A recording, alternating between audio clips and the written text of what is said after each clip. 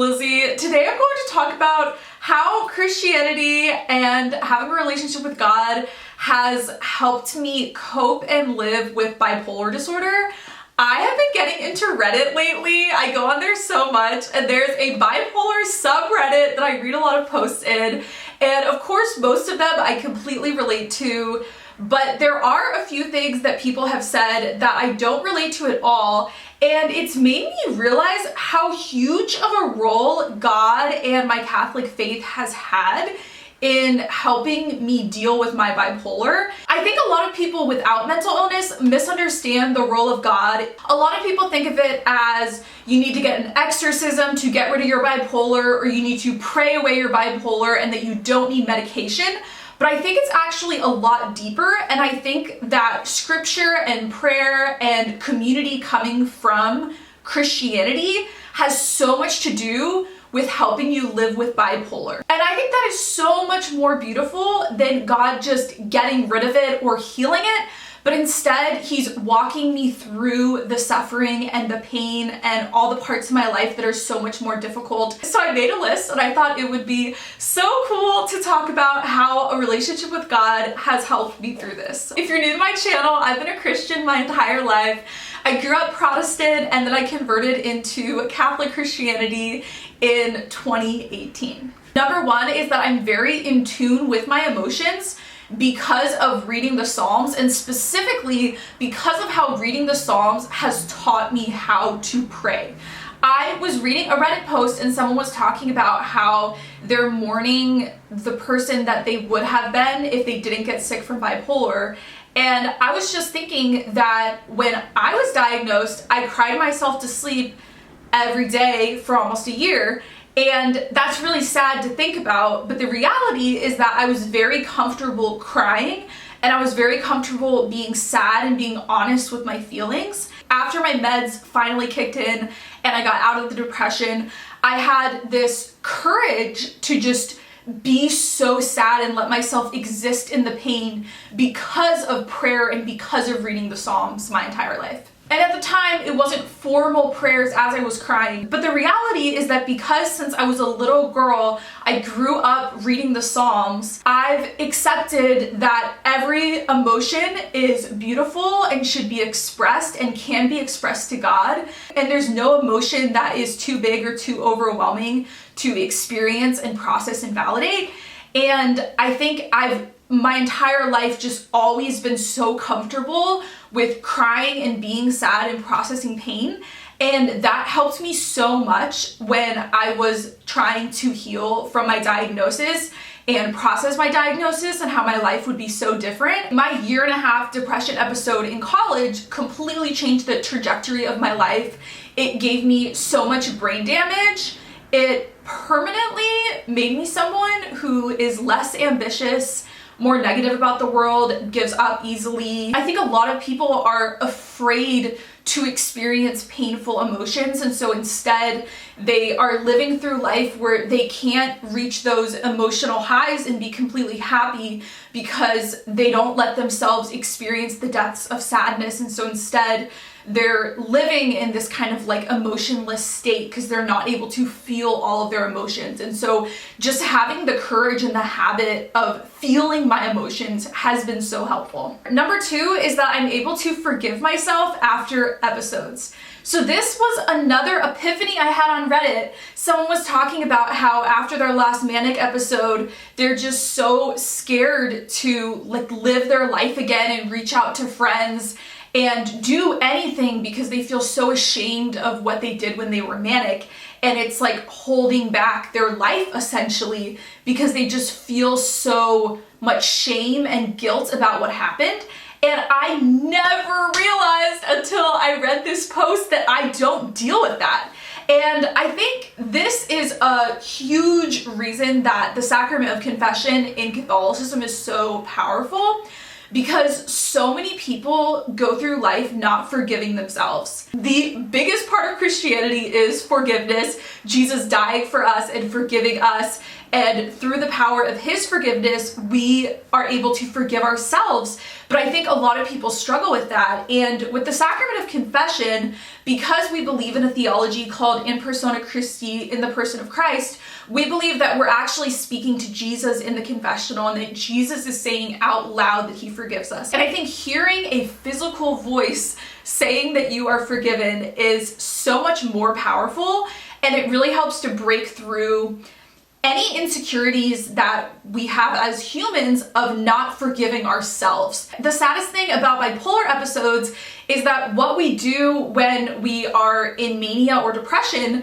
it isn't really fully in our control. A lot of it is not in our control at all, and we're not fully liable or at fault for a lot of the things that we do, depending on the strength of the episode. Sometimes not at fault at all, sometimes a little bit at fault. But it's so sad to me thinking about how so many people with bipolar, they cannot move forward with their life or forgive themselves because of what they've done in episodes. And I think because of the focus of forgiveness in Christianity, and especially confession in Catholicism, it's given me so much freedom, because after stepping out of the confessional, it's over. I stop thinking about it. It's forgiven, it's done, and I can just focus on the future and being better.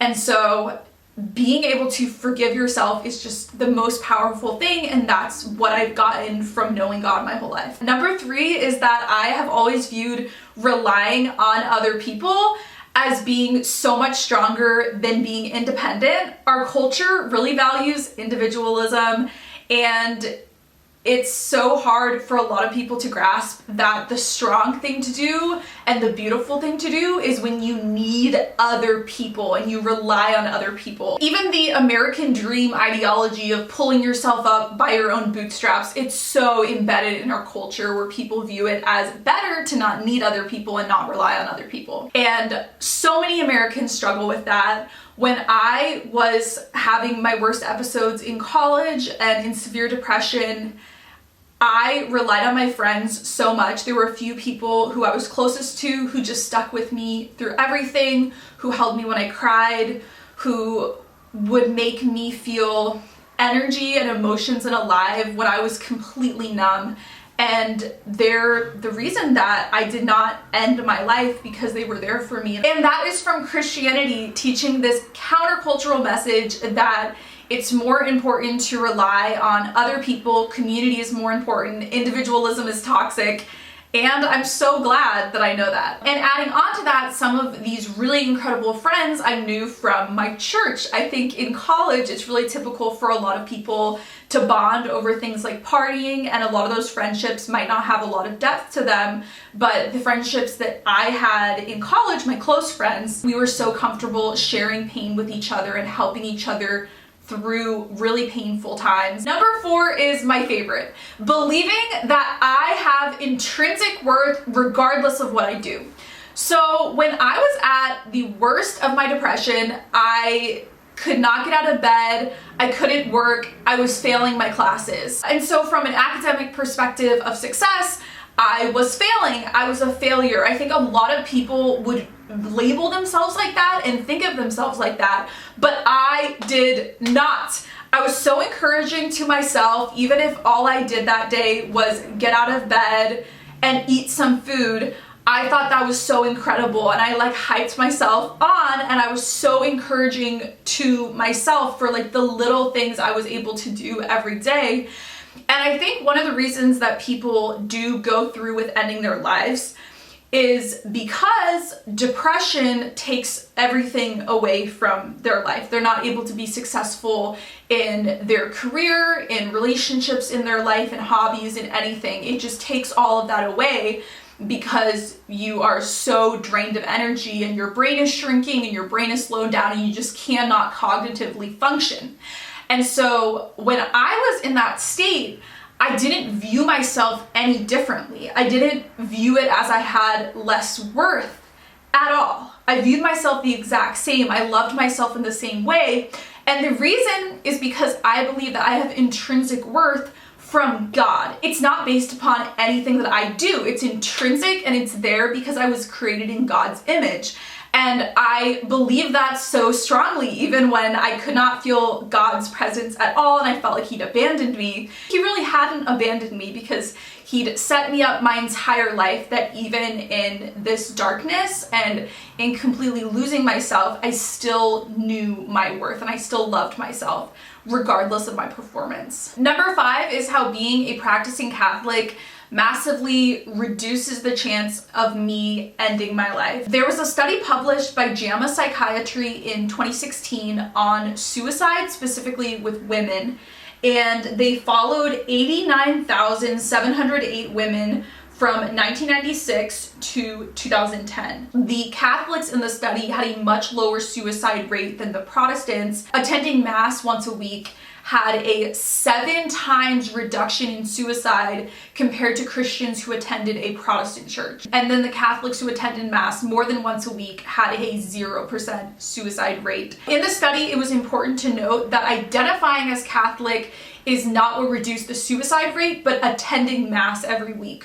So the Catholics who did not attend Mass every week did not have a decreased suicide rate. It was only through attending Mass every week and experiencing the sacraments and practicing the faith that reduced suicide so substantially. The reason for this is that Catholicism has a really unique and beautiful theology of suffering. I absolutely loved growing up Protestant, and I love the Protestant church that I converted from, but when I was diagnosed with bipolar and in depression, I did notice that what was missing was a theology of suffering. There wasn't anything substantial, and it actually led me to almost leaving Christianity completely and not believing in God anymore. And Catholicism is what has made me able to stay Christian and stay believing in God despite suffering I've experienced in my life.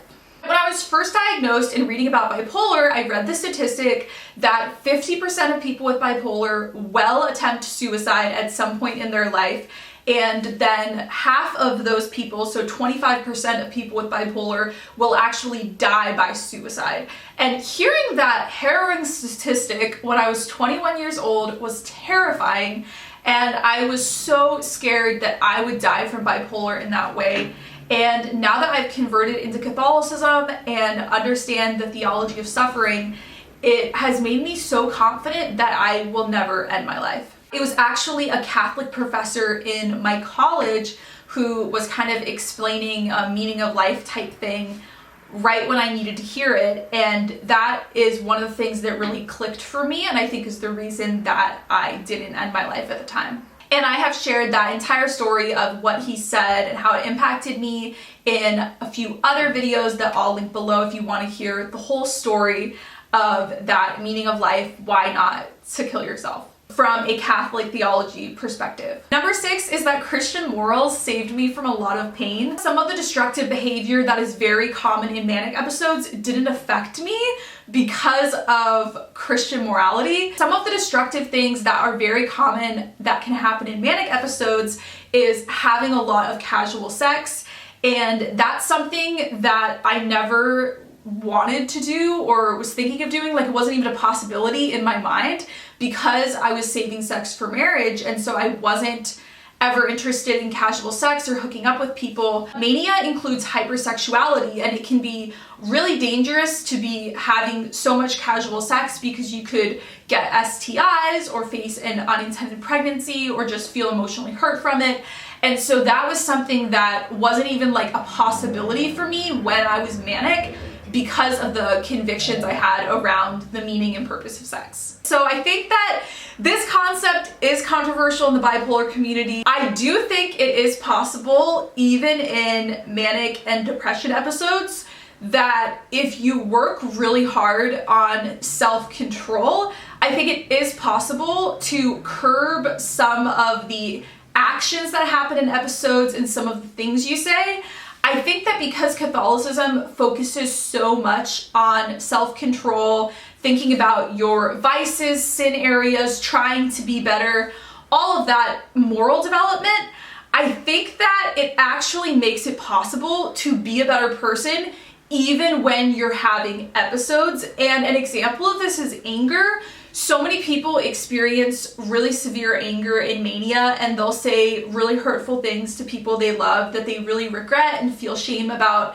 And I think that, of course, in a manic episode, when you get really angry and hurt someone, you are not fully culpable for that. And I think culpability, like, it's honestly really hard to know. I think it's really hard to know, like, full culpability if someone is at fault for what they do. But the reality is that it's not good, and we don't like hurting people when we're angry. And I actually think that when you focus so much on moral development in Christianity, I think it can actually help your episodes be less destructive.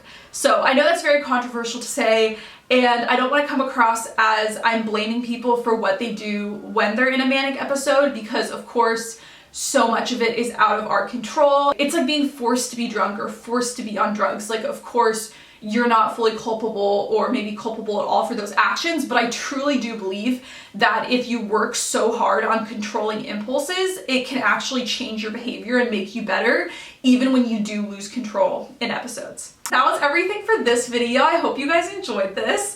And I hope anyone who thinks we need to pray away our mental illness or get an exorcism realizes that God can still be a huge part in helping us through every single part of our mental illness. And it's so much deeper than God just immediately taking it away. It's so much more beautiful that God is able to help in all these little ways, and that I can grow closer to God through that. I love you guys so much, and I will see you in my next video. Bye!